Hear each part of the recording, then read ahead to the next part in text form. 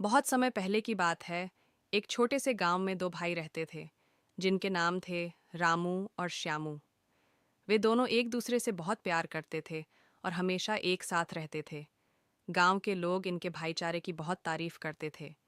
एक दिन रामू और श्यामू ने सुना कि गांव से बाहर एक पुराना खंडहर जैसा घर है, जिसमें भूत होने की अफवाहें फैली हुई हैं। गांव वाले कहते थे कि जिसने उस घर में रात बिताई वो वापस नहीं आया। रामू ने यह सब सुनकर चिढ़ाने के लिए श्यामू से कहा, क्या तुम उस भूत के डर से भाग जाओगे? श्यामू, जो हमेशा साहसी था, ने कहा, मैं भूत से नहीं डरता, चलो हम वहां रात बिताते हैं। रामू ने भी साहस दिखाते हुए उसकी सहमति दे दी। रात की गिरते ही दोनों भाई उस खंडहर में पहुंच गए। सन्नाटे से भरा हुआ था। जैसे ही वे अंदर गए, दरवाजे ने खुद ब खुद बंद हो गया। पहले तो दोनों थोड़े घबराए, लेकिन फिर उन्होंने अपनी हिम्मत जुटाई। भूत की कहानियों को याद करते हुए श्यामू ने कहा, देखो, हम यहाँ हैं और हम डरेंगे नहीं। तभी अचानक उन्हें एक सर्द हवा का झोंका महसूस हुआ और उन्होंने देखा कि एक धुंधली आकृति उनके सामने प्रकट हुई। दोनों भाई ठमक गए। श्यामू ने साहस दिखाते हुए कहा, तुम कौन हो? यहाँ क्यों आए हो? भूत ने कहा, मैं यहाँ इस खंडहर में एकाकी हूँ।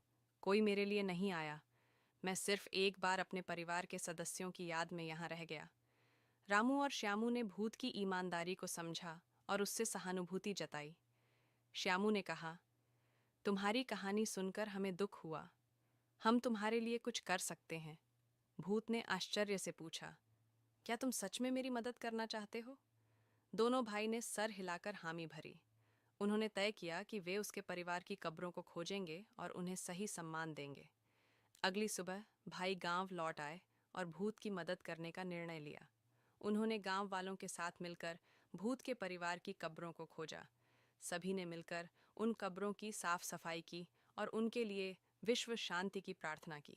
इस प्रकार भूत को शांति मिली और वह अपने प्रियजनों के पास चला गया। जब गांव वालों ने देखा कि रामू और श्यामू ने भूत की मदद की, तो उन्होंने उनकी सराहना की।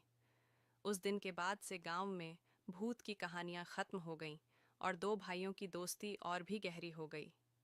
इस कहानी से हमें यह सीखने को मिलता है कि भय से नहीं, बल्कि सहानुभूति और करुणा से काम लेना चाहिए। सही मार्ग पर चलकर हम न केवल दूसरों